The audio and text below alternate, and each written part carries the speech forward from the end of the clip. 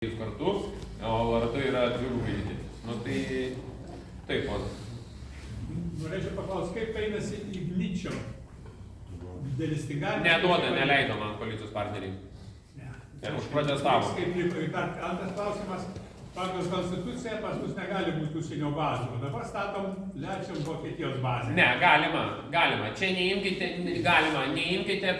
neimkite tų žmonių, kurie komentuoja, kad tai yra bazė. Mes esam NATO nariai ir valstybė narė, būdama NATO, jinai turi teisę. Tai nenumokit ranką, ponas, tikrai taip yra. Aš jau čia 4-5 metai atgal visą buvau įsistudijavęs, daugiau gal, kokie 7 metai atgal, nes kai buvo daug žmonių kėlė klausimo, ar teisėtai veikia Lietuvoje kitų šalių bazės. Na, tai žiūrėkit, mes ir Italijos turime, mes Amerikos turime, ne Amerikonų pas mus apie 500, gal 600, man atrodo, yra karių. Man atrodo, 500-600 kažkas turėtų būti.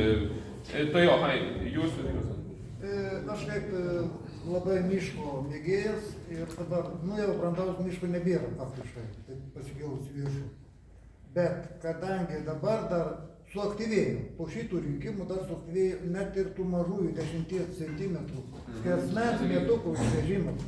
Kas čia vėl ne po šitų rinkimų, ponas, kaip ir puikiai pats žinai. Mes nesulauksim, atsiprašau, mes nesulauksim, kada jūs priimsit kokį įstatymą. Nereikia, žiūrėkit, kas yra. Vieną naktį vagia, tos miškus. Aš atsakysiu. Va, kaip pavyzdys, 2024 metai, spalio 13 diena. Leidimai išduoti ir tu jų panaikinti negali. Tai kaip ir dabar tu atėjai į savivaldybę Ne. Bet leidimus tai priima žmogus su savo protu. Jo, bet leidimas yra išduotas senai. Čia lygiai taip pat, kai jūs dabar, jums prieš 5 metus išdavė statybos leidimą namui, jūs jo nestatėt. Ir dabar atvažiuojat į kaimą, pradedat statyti namą ir jūs tada ateinat, čiumpat Žemaitaičio iš gerklės ir sakot, klausyk, sakys, dabar namą pradeda statyti. Bet jis atneša leidimą, leidimas išduotas 14 metų. Leidimai. Įstatymai atbulinė data negalioja. Jo, ir dabar mes, žiūrėkit, mes panaikinam, mažinam ribojimus plynų kirtimus regioninėse parkuose. Kur ūkio miškai nereikia perginti, ūkio miškas ir turi būti jisai. Ir dabar aš tau pasakysiu paprastą dalyką. Sodė mėgsti pasikrapštyti. Kaip? Sodė mėgsti pasikrapštyti. Sodė. Mėgsti. Ridisėlių sodini? Žmona sodina, ne? Sėja. Ne?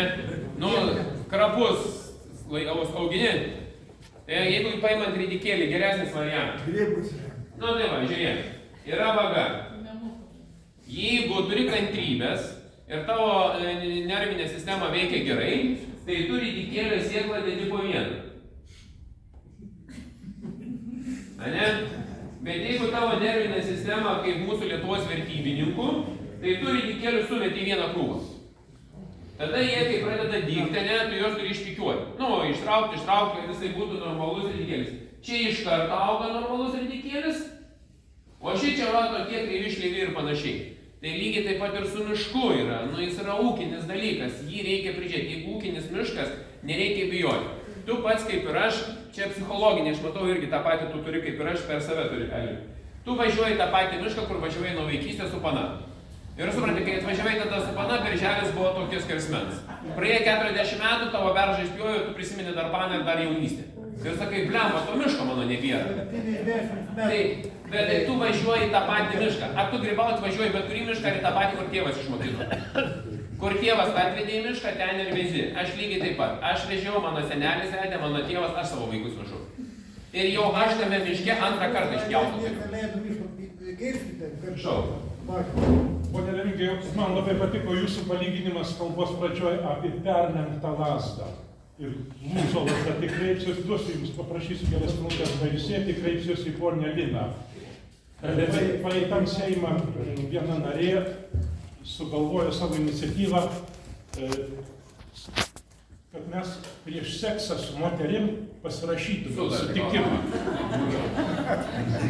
Tai buvo jos asmeninė iniciatyva.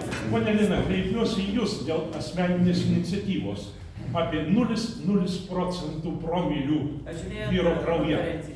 Nebus. Labai gerai. Žiūrėk, išklausykite mane. Nes temą išdiskutuota, Teisingai, čia žinok yra. Klausykit.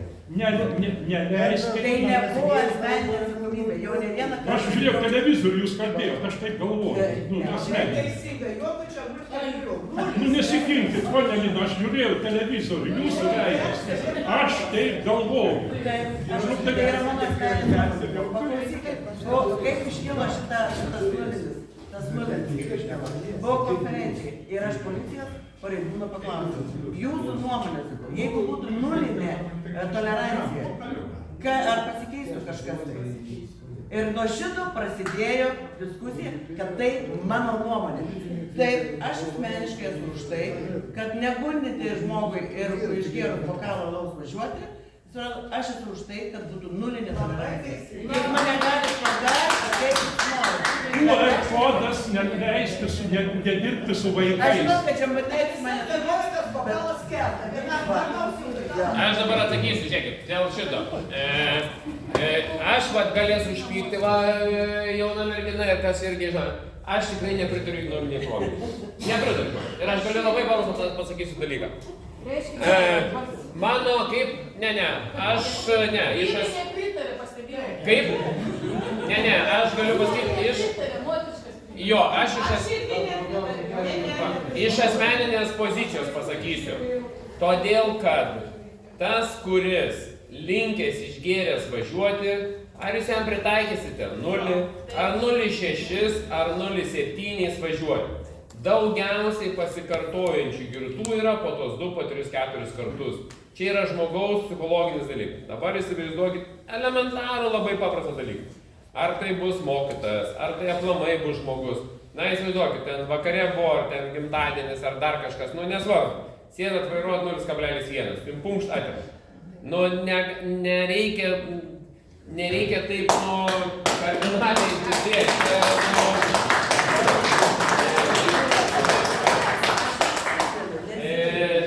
Bet jeigu C ir D kategorijom, tai taip. Ai, taip.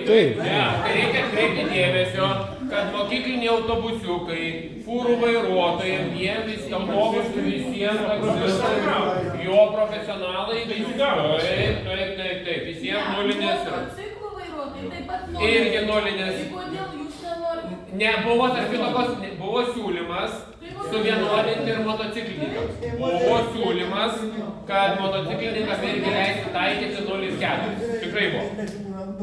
Tikrai tai buvo. Taip, kad aš jau kiek apsiklausiau Seimo narių, gal Linas sulauks kokį 15 Seimo narių palaikymą visą Seimą.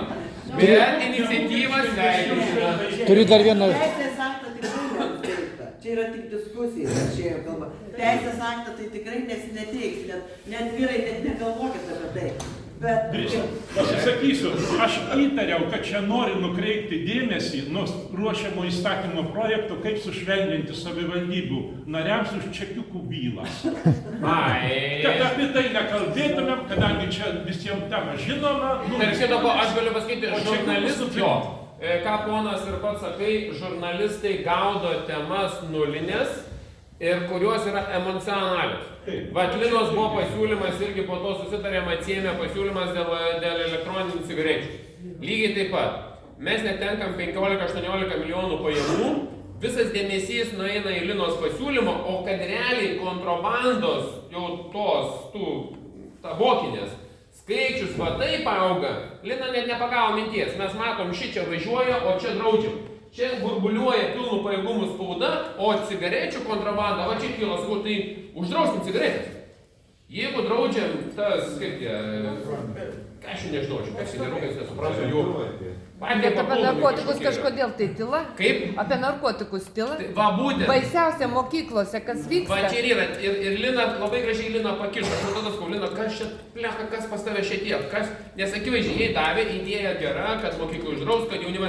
Pati idėja žiauriai gera. Vežantai tvarkingai viskas. Bet jie specialiai šitą pramonę specialiai pakišo. Jums sako, tu saldainį, tu turėk saldainį, mes dabar balbatuosim. O lygiai grečiai, va, šalonas važiuoja, aš sakau, tai čia, va, kebra, aš nežiūrėkit, va, čia yra problema. Tai žurnalistai ir šitie, jie turi surasti nukreipimo dėmesį. Ir pažiūrėkit, kaip atsitiko. Mes užregistravom pasiūlymą, kad padidinti grynų pinigų nuo 5 000 iki 15 000, ne? Užregistravom. Žiūrėkit, kas atsitiko. Dalis Seimo narių sako už, bet valdančiosios atstovai sako ne. Ir sako ne, aš žiūriu, tie asmenys, kurie savo laiku palaikė bankus, kurie palaikė, kad aplamai naikinti pinigų ir kad visus privesti prie kortelės. Kai tuo momentu šiandieną jau švedai ir norvegai sako, kad reikia kuo daugiau grynų atsiskaitimo pinigų, kad būtų, kad tai yra nestabilu, kad tai yra nepavojinga ir panašiai, kad žmonės pritartų. Ir žiūriu, buvo paleistos vienu metu skirtingos apklausos. Tas pats portalas įmeta klausimą, kas už tai, kad pritartume Žemaitaičio pasiūlymų didinti finansavimą, didinti tą grynų pinigų atsiskaitimą šičia. Pirma apklausa, laikai 4700, palaikymo. Po to žiūriu ryte, tas ta jau panaikinta yra apklausa, meta vėl kitą apklausą. Kas už tai, kad vėl būtų žinai. Tada jau šitoj atsiranda, šitoj anketai 400, man atrodo, kažkas tai. Ir atsiranda trečia apklausa to pačio portalo, jau šičia belieka 200. Ir išeina sekmadienį straipsnis, kad Lietuvoje žmonės nepritarė grynųjų pinigų didinimui iki 15 000, nes pasisakė tik 200. O pirmą pasisakė 4700. Aš turiu prinskrynus, pasidariau nuotraukas. Aš vakar to portalo išnekėjau. Jie sako, Remigijau, ištrink išimt, sako, blemba, čia žinai. Tai sakau, kaip galėjo taip nutikti, kad jūs to pačiu klausimu 3 skirtingas apklausas kiekvieną dieną. Ir gavosi tai, kad jie paėmė paskutinę trečią, nes nieks jau nebereagavo, nes sako, aš jau buvau paspaudęs laikį. No. O kadangi jis paspaudęs laikį, jisai nebematė, kad čia nėra jo laikį. Suprantat, kur yra mintis žaidžiama? Va, kur dar, žinokit, yra tema, esmė. Lygiai taip pat, kai man Saulius Skvernelis, sako, Remigijau, nuvažiuok į Ukrainą, kaip jie. Tai vienas dalykas, bet paėmė iš konteksto, bet aš tai paimtas iš konteksto buvau. Kai sako, aš sakau, ko aš ten nuvažiuosiu, man nėra ko važiuoti, nes ten yra korupcija. Ir yra korupcija, ne? Aš nemelavau nei pusę žodžių. Jeigu aš būčiau melavęs, tai atėjo tuo metu staigiai gelbėjo jie situaciją, atėjo Ukrainos ambasadorius Saulius Skvernelis, prisiminkit po 2 dienų ir klausė, ar yra pas jūs korupcija? Ką sakė ambasadorius Ukrainai? Žiūrėk, kaip? Yra. Ir ką pasakė? Žemaitaitis netinkamų laikų, netinkamų vietų. Galėjo biškai po 4 mėnesių pasakyti. Aš išgūskis, kas bepračias, tokios jums yra. Aš pasakiau, kad nevažiuosiu, nes ten yra korupcija. Gynybos ministras įsipaišęs į 14 milijonų dabartinę korupcijos ir kišininkavimo bylą. Kariuomenės vadai irgi pastoviai skandalos yra, tai aš turiu važiuoti pas tą žmogų, kuris sakė, nei aš kalbėjau apie Ukrainos paramą, kad nereikia, aš absoliučiai, nei pusę žodžių aš net nepasakiau, nei pusę žodžių. Bet paėmė tą pasakymą, kad Žemaitaitis prieš Ukrainą, žinai, aš, bliuchas, įdžiu, kas čia, bepračiau, kas čia jis daros, aš nei pusę žodžių nesakiau apie tai. Bet va, užteko paimti tą sakinį ir tą sakinį paimti panaudoti. Viskas, ir tu gali daryti, ką tu nori. O, dar turim iškį laiką, dar turim mane. Žiūrėkit, dėl rašto Maskvo departamentų, jūs rašėt raštą dėl USAID. Kiek ta problema čia Lietuvoje tas vėžys yra įsikerojęs? Šita problema yra įsidėliojus kaip ir Sorošo fondas, kaip ir kiti fondai, kurie yra finansuojami ir buvo finansuojami iš AID-o, visokios žmogaus teisės, pažiūrėkit, va, vėl tas, kur buvo LGBT paradas, organizuojamas, kiek ten gavo, atrodo, 400 000, kiek ten gavo pinigų, man atrodo. Tai faktas, vėlgi buvo skaičiai pasirodyti, kad Lietuva galėjo gauti virš 300 milijonų, 359, man atrodo, milijonus, kiek ten buvo pasirodžius, aš neturiu dar tų skaičių. Tai aš tikiuosi, kad gausime tą informaciją ir pasižiūrėsime. Preliminariai, tai yra nemažai žurnalistų, yra įsimaišę šitoje istorijai. Vėlgi, žiūrėkit, ta pati Miliūtė, tas pats Tapinas, kur ten buvo, man atrodo, Sorošo fonde, kurie ten buvo gavę pinigų irgi kažkada tai. Tai faktas, kad ta propaganda yra, nuo tos propagandos jūs nei vienas mes nedingsim. Aš tik tiek jums galiu pasakyti, jeigu šiandieną aš būčiau Putino patarėjas, tai aš patarčiau kuo greičiau vėl perimti finansavimą šitų fondų, tik ne iš Rusijos, nes iš karto tars, kokioje Olandijoje, ten nežinau, atikojusis Nyderlanduose, Vokietijoje, Prancūzijoje, staigiai registruočiau fondą. Rusijos, nebūtų, kad neatsakomumas nuo Rusijos, meščiau tenais keletą milijonų pinigų, tam, kad Lietuvoje remčiau toliau visus tos sorošinius, fondinius ir panašiai, ir jie man dirbtų, ir aš jau formuočiau nuomonę. Tai yra dalis propagandos, nu daro visos tą pačią valstybę. Čia nėra ar Amerika, ar Prancūzija, ar kažkas kitas. Nu visos tą patį daro. Visas tas genderizmas būtent ėjo iš šitų kairiųjų. Nu tai o pas jūs, paimkit Kretingą, nu tai o pas jūs nėra to, ne? Atsidarysi laikraštį ar dar kažką tai ir rasi. Mero nuotrauka, mero, vicemero, direktorė. Dėl ko? Tam laikraštį reikia išgyventi. Laikraštis jis negali išgyventi, nes savivaldybė duoda užsakymą. Savivaldybė duoda užsakymą, automatiškai spaudulėje veidelį rodomi. Ir tada sako, kad Bailenin ir tas atsikelia iš tenais. Nu, tai tie tokie visi niuansai, kurie yra iš tikrųjų daromi, tai yra savotiškas viešųjų ryšių propagandos būdamas. Europos Sąjunga, kad labiau mylėtų, irgi moka pinigus už viešinimą. Jūs ūkininkas laimi kokią projektą ir numatyta. Viešinimui 1000 eurų. Nu jis moka. Žurnalistus irgi mėnesį ten į metus kartą veža į Briuselį. Nuvažiuoja į Briuselį, ką tu turi padaryti? Straipsnį parašytą, ne kaip pavyzdys. Ten gal ne visų, gal ten iš regiono, iš Žemaitijos iš vienas važiuoja, iš redakcijos. Neįsivaizduoju, bet aš tą matau, aš tos straipsnius tai labai gerai ir puikiai matau. Nu čia yra tas savotiškas viešinimas. Kas? Aš norėčiau paklausti apie teisminį sistemą Lietuvos. Pavyzdžiui, ar bus kas nors daroma, kaip kažkur buvo girdėta, kad reikia vesti tarėjus. Teismų sistema. Teismai sugeba, prokuratūra sugeba ateiti tik į Seimą ir padėti kažkokius popierius pamesti dėl neliečiamybės atėmimo. Taip pat man domina toks pagrindinis klausimas, tas biurokratizmas, teismų nešvari darbeliai ir su daug institucijų. Pavyzdžiui, kai būtų panaikinti senaties terminai administraciniam bylom. Ne, negalima. Kaip negalima? Jeigu mano visi seneliai yra išžudyti partizanai, žemė yra bandytų pavogta, teismai nusispjovė, padarė tyčinius senaties terminus, teisėjai klastoja dokumentus, nėra kam apskūsti. Nu, gerai, aš pamėginsiu. Visi verkia, mirė verkia. Gerai, žiūrėk, iš teisininkų. Kas Altajui pasibaigė, kas prie Platelių Žemaitijos kardo rinktinė buvo. Kažkas už komunistų išdavimą Rainių miškelį buvo nušautas. Kitą dieną išvežė Klaipėdos centrą. Kam atsisakė padlaižiauti KGBistam? Ir palikimo vaikam nėra nukam ką pasakyti. Kažkokie KGBistinų liekanos išmatos toliau naudojasi tą žemę ir neteisėtai gauna kažkokį tai atlygį. Bet dabar dėl senaties. Kaip teisininkas nesutinku su tavo pozicija, nors aš pats irgi esu nukentėjęs nuo teisinės sistemos, bet nesvarbu, vis tiek logika, sveikas protas, jisai lemia, kad turi būti senatis. Dabar įsivaizduok taip. Atėjus nepriklausomybei, Vytautas Landsbergis nusprendė, kad žemė pas mus turi sparnus ir gali skristi iš vieno rajono į kitą rajoną. Iš Tvartelio Kaune nuskrido, tarkim, į Vilnių. Čia yra mūsų valdovo, didysis valdovas kunigaikštis Vytautas, ne? Tai dabar, kad suvoktumėm paprastą dalyką, tai turėjo būti nustatytas terminas, nuo kokio gali ta žemė skristi. Kiek jinai gali skristi. Ir buvo nustatyta, ten 91 metai, iki 2000, kaip pavyzdys, 8 metų. Viskas. Ir čia ir yra senatis, kad jeigu tu per tą laikotarpį nesikreipi ir tam laikotarpį tau nebuvo atkurta nuosavybė, tada nebent yra dokumentai, apskrities viršininko dokumentai, dar kažkas, taip, tai jau šičia yra kiti dalykai, yra juridinio fakto nustatymas, paveldėjimai, testamentai. Bet čia mes įsileisim į pačią asmeninę tavo bylą, žinai. Ne, gal atsiprašau, bus trumpiau. Terminas supretenduoti buvo nuo 91 iki 2004 metų. Jo, bet aš jau buvau. Kadangi tėvoks miręs buvo, aš supretendavau 99. Idealiai dokumentai viską atitinka.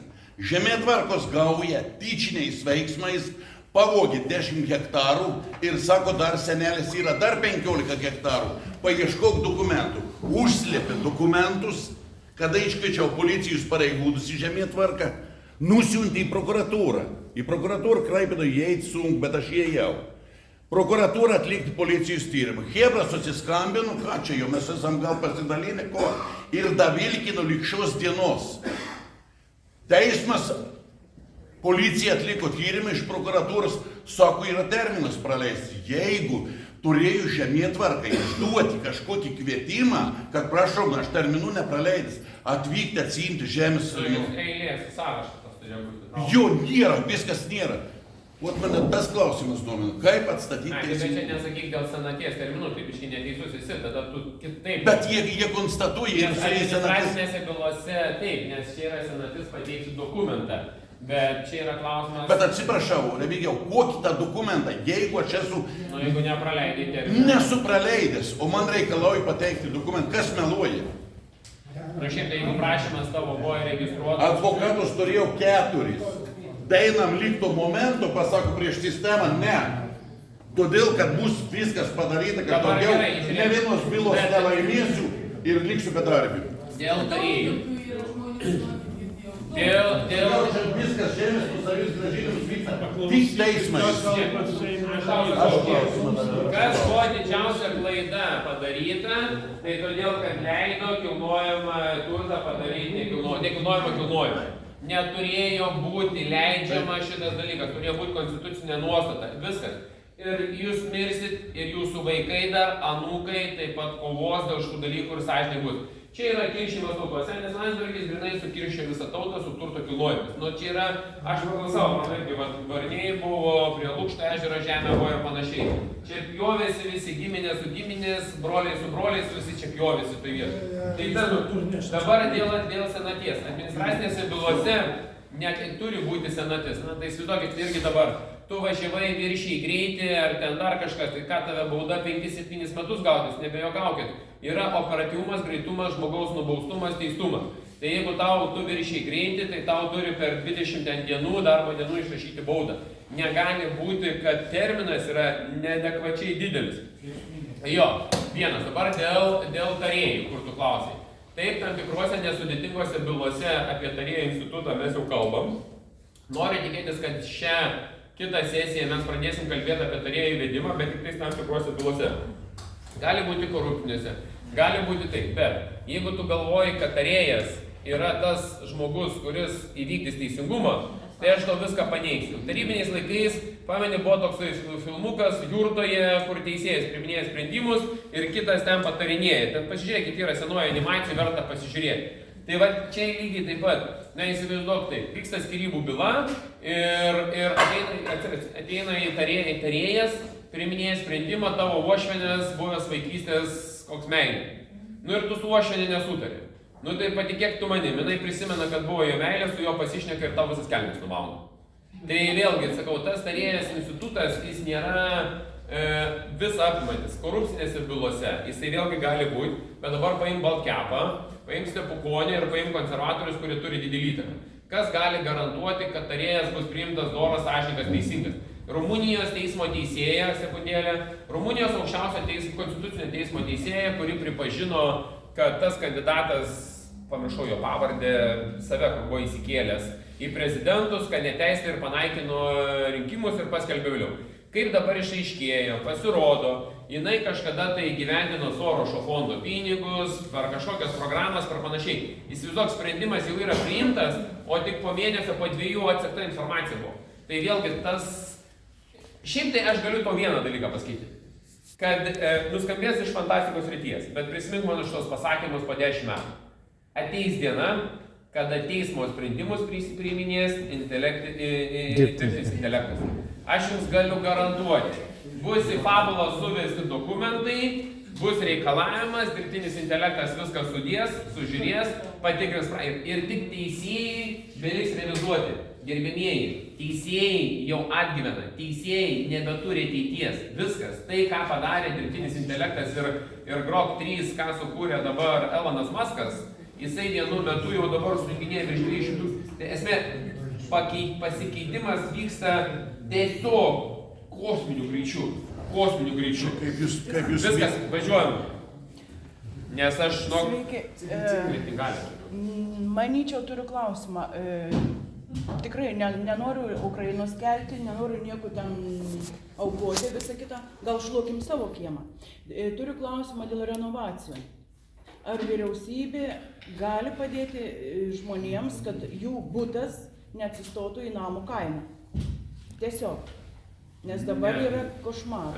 Atsistoti negali, nes jūs esate buto savininkė, daugiabučio namo administratorius parenka įmonę kurias. Yra vienas variantas jums įkurti jungtinę veiklą arba bendryje ir patys gyventojai. Taip. Tai čia yra vienintelis variantas, kada neatsiras. O tokia pagalba yra reali, ar kaip? Patys, nu, pažiūrėjau, pas mus irgi rajonuose, žinokit, yra jungtinė veikla, yra įsikūrę ir bendrijas ir patys daro. Klaipėdoj va, bendrijas, va, ta 39, kur gyvena, uoštinė. Tai Debreceno 39. Viskas yra gerai, renovacija, namas, bendryje, o kažkokia pagalba finansinė iš pinigų. Ne, tai valstybė prie renovacijos mes irgi prisidedam. Tai va. Tai yra, lygiai tokia pačia, lygiai tas pats modelis taikomas kaip ir daugiabučio namo administratorius. Kretingoje, ko gero, arba šilumos tinklai, arba daugiabučio namų administratoriai įmonė yra... Kas? Civinity. Na, nu tai va, tai Civinity yra. Bet mano yra jums patarimas įsikurti jungtinę veiklą ir bendryją pagal savivaldybės patvirtintą tvarką ir tikrai jums bus daug pigiau. Daug. Bet čia... Apie tai ir yra kalba. Bet sakau, bet jūs turite suprasti, kad kažkas turės būti bendrijos pirmininkas, kažkas turės būti buhalteris. O žinant, kaip dabar Lietuva susiskaičiusi, tai... Kiek procentų? Labai daug taip ir yra. Oi, nežinau, galėčiau žiūrėti, nežinau, reikia patikrinti. Jo, bet konkreti... Ne, mažiau. Konkreti pagalba žmonėms. Iš tų didelių pinigų. Nesiūskim ten, kur nereikia, užšluokim savo kiemą. Tiesiog. Aš sakau, aš žinokit, 8% nebeprisimenu. Padėti. Bet jis tikrai yra. Ir netgi dabar individualiam namam net irgi yra irgi skirtinga programa. Irgi yra. Tai čia į savivaldybę reikia eiti dar. Savivaldybė nieko nepadės. Savivaldybė čia ne. Jeigu gyventojai jūs įkursite, sakau, bendryje, daugiabučio namo bendryje. Nu tai gerai, jeigu bendryje yra, tai projektą rašo, tai matė savo, bet aplamai. Tai jūs, jeigu netgi pasimtumėt ūkio būdu, kas remontuoja. Aplinkos ministerija yra susijęta. Aplinkos ministerija, kur išritė. Dabar klausimas, jūsų yra 4-butis, 8-butis ar... 4-aukštis. 4-aukštis. Nu tai šiaip tai man tai patarimas geriau be jokios programos patys darykite ir bus daug dar pigiau. Nes jums nereikės teikti projektų administravimas, priežiūra, visa kita, darykit patys ir tikrai turėsit pigiau, pasisamdysite darbininkus, statybininkus, dirbančius pagal veiklą ir tikrai pasidarysite daug pigiau. Čia aš jums galiu garantuoti. Ar patys nusipirksit medžiagas ir... Paieškosit, kur pigiau. Dar klausimų. Taip. Karas Ukrainoje vis tiek baigsis. Jo, čia vienareikšmiškai baigsis. Kodėl mes dar tiek ten metam šitų pajėgumų, radarų, tų mokesčių ir taip? Nu, radarus metam, todėl kad žmonės nori aukoti. Jo, čia yra. Bet yra... toliau mūsų va visi tie 6-5%. Ką mes čia apsiginkluosim? Aš kaip ir prieš tai sakiau, 5-6% jums efekto neatneš, nes 33 metais jūs turėsite skirti tiek pat įrangai atnaujinimui, modernizavimui. Nu kaip jūs nesuprantate, kaip aš sakau, jūs nusiperkate šiandien naują mašiną, ne, už mašiną sumokat 40 000. Po 5 metų į tą mašiną remontą tu pradedi tiek, kiek kainuoja to tada nauja mašina. Bet tavo mašina yra tiek pasenusi, nes nėra kruizo, nėra savikontrolės ir panašiai. Čia lygiai taip pat, kai žmonės nusipirko Žigulį, pastatė garažiai ir sako, mano Žigulys veiks 100 metų. Tik jis pamiršo, kad technologija važiavo ir praėjo 4 metai, sako, žiūrėk, jau stiprintuvas vairo atsirado, jau Audinė atsirado, Volkswagenas atsirado, Volvo atsirado ir panašiai. Tai lygiai taip pat gynyba. Gynyba visą laiką reikalauja gynybos funkcijų palaikymo ir investavimo į ją. Dėl to aš skeptiškai žiūriu į 5-6% finansavimą, bet nei technologiją, nei mokslą, nei jaunimą. Jeigu dar kas, kol į jaunimą, į mokslą, į pramonę mes neinvestuosim, jūs neturėsit iš to 33 metais būtent pačios krašto apsaugos sistemos naujai modernizavimui. Nu, technologijas keičiasi, žiūrėkit, vien dronai. Aš, pavyzdžiui, oro gynybos sistemos, nu atsisakykit Himarsų, nusipirkit ir bent jau būsit apsaugoti. Nu mes, kas iš to, kai jūs turim tos poligonus? Ok, reikia poligonus, aš nesiginčiu. Bet ar poligonas reikalingas dabar, ar poligonas reikia po 10 metų? Nu, man aš visą laiką keliu klausimų. Nu, labai elementarus. Ukrainoje karas parodė, kas laimi moderniai technologiją. Iš pradžių, kol nebuvo oro gynybos sistemos, nebuvo dronų, skerdė tos žmonės, jie mano, ten baisu, kas ten dėjo. Nu, tiesiog protų nesuvokiama, kiek yra žmonių mirusių. Ten, kai sako 50-60 tūkstančių, ne, ten yra kokie 200-300 tūkstančių mirusių yra, žinai. Tai, nu, milijonų nemanau, bet apie 300 tūkstančių tai tikrai turėtų būti. Ten sužeistų arti milijonų tai tikrai bus. Tai tik viena ir kita sistema, va, Rusija ir Ukraina pradėjo įsigyti dronus, niekas nebelenda nei vienas pėstysis žmogelis Neveina, ne. Tik Lena iškart gauna žvaigždžių, tik eina ir tie gauna iškart žvaigždžių. O tai kam Lietuva tankus perka? Aš sakau, aš nepritariu šitam dalykui, mano galva, Mes investuojam į taikos dėrybas. Niekada neinvestuosi taikos dėrybos, kai žmogus į taiką gali investuoti tada žmogus, kai žino, kad jis kažką gali prarasti. Žmogus, kuris tai galvoja, kad jisai nieko nepraras, jis ilgai investuos į karą. Čia kaip elementari, kaip taisyklė. Politikų variacijos, kaip išlaviruosi su savo tauta, su savo protu, su savo... Kaip išplauti pinigus? Žiūrėkit, yra niuansas, yra kitas. Jūs kada jumis bando užkabinti arba bando išprovokuoti, tai į tokius klausimus. Jūs užduokit vieną labai įdomų dalyką. Vat ypatingai jaunimas, jeigu sako, nu va ten žinai, mama, kodėl tu nepalaikai ir panašiai. Tai jūs užduokit vaikui ar kaimynui, nesvarbu, aš užduodu labai paprastai. O kodėl tu dar nesi fronte? No. Ir tada pasimeta žmogus ir jisai kaip sako suprasti. Nu tai sakau, žiūrėk, sakau, jeigu tu nori kariauti, ne, tu sakai, kad reikia padėti. Aš lygiai taip pat, kad Ukrainai reikia padėti. Iš tikrųjų, demografinė situacija gali būti labai tragiška ir iki mūsų sienų gal. Viskas aš... Bet jeigu tu nori padėti, tai ką tu darai? Tu susikrauni daiktus ir važiuoji. Pažiūrėk į Laipsą, ne? Varo, man jau tiek atsibodo, aš kada tu viešpatai išvažiuosi tenais. Tai tu nuvažiuok į frontą, nueik į pirmasis linijas, pasimoky, kaip tas dronas valdomas, kaip technika, ir tu galėsi aiškiai, tas pats Tapina, žinai, Miliūtė. Jeigu jie važiuoja, šiandien reikia, pavyzdžiui, pagalbos medicinos centre. Tai Miliūtė kuo puikiausiai galėtų dirbti, tarkime, seselė, slaugytoja, kur nukreipti, kur padaryti, ne? Kodėl jų nėra? Va tie visi vertybininkai, kurie šaukia, kad nori padėti, jie pirmiausiai turi suvokti, kad jie tenais turi atsidurti. Jo, ir tada supras, žiūrėkit, tada supras žmogus, kokią tu turi laisvę ir kaip jie reikia branginti. O tik yra vasario 16, ne? Kodėl vasario 16 negali išeiti kalbėti? Ar jaunas žmogus, ar akademikas, ar mokslininkas, ar ten vyresnio amžiaus žmogus, kuris papasakotų, ką jam davė nepriklausomybė, kuris papasakotų, koks buvo tikslas siekimas, ne? Išlenda tas pats, išvemiu turinį visą, ką per metus turėjau, visus apšiku, apdergiu ir išeinu. Nu viskas, paskutinis klausimas ir kylu. Aš galvoju, kad čia visiškai beprasmė kalba, todėl kad tauta vyksta. Kam iš vis ginti? 1%, 0,5%, kam ginti ir ką ginti? Man reikės kitaisus ar musulmonus? Mes nykstam. Numeris 1 turi būti gimstamumo skatinimas. Tai nepasiekėm 2 kartus. Ką mes ginsim? Prisijungčiau, bet per senas. Jo. Nu, nesakykite, kad per senas, kiek metų jums? Ačiū Dievui, 67. Oi, drąsiai dar 5 gali turėti. Šiauliuose Antonovas... Aš rašot, aš našlys. Žiūrėk, Šiauliuose Antonovas kelių, ten 80 kažkelių metų, ne, man atrodo, vaiko susilaukė. Tai juokavimo forma. Valstybė turi užtikrinti savo piliečių saugumą. Jinai privalo. Bet yra Suomijos... Jeigu jų yra ir bus. Jo, bet žiūrėkit, yra labai geras Suomijos generolo, aš dabar bijau pasakyti pavardė jo. Mannerheimas, jo. Ką jis yra pasakęs? Reikia sukurti valstybę tokią, kad žmonės norėtų ginti tą valstybę. O ne kad žmonės... Kaip? Ačiū.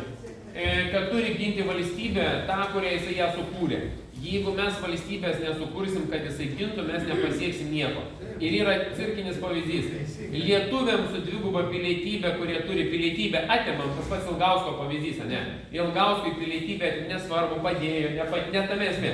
Jam atimame pilietybę, bet Abramovičiaus vaikams, anūkams suteikėm pilietybę. Nu, jūs cirkų esat matę. Bet jie pasinaudojo įstatymo spraga, Kubiliaus, Kirkilo ir Zingerio pateiktų projektų, tie, kurie iki 39 metų. Nu ir viskas. Didelis ačiū, kad atvarėt.